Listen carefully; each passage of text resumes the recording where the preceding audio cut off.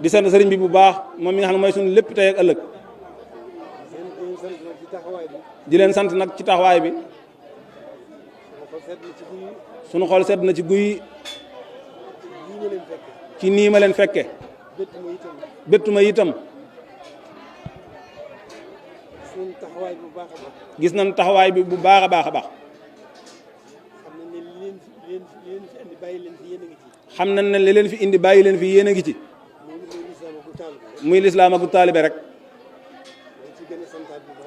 noo ngi ciy gën a santaat bu baax a baax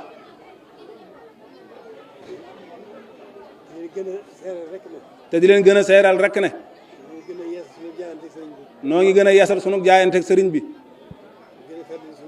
di gën a fetli sunuy laxasaay fas yéene koo sax dàkk ci liggéeyal ko ci lislaam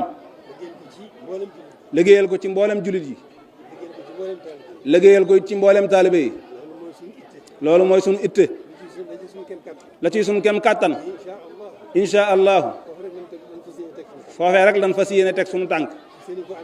fas yéene koo ànd ak yéen nag li nu ci bëgg rek bëggal nañ leen ko luñ ciy wut wutal nañ leen ko luñ ci yéene yéenal nañ leen ko kon noo ngi ñaan rek sunu borom gën noo gàttandoog tawfeex Sëriñ Tuubaa ban mën a gën a gindiku ci sunu borom gën a mën a gindiku ci sëriñ bi ba mën a taxaw bu baax fi nu war a taxaw muy sax dàkk ci jaamu yàlla ak liggéeyal sëriñ bi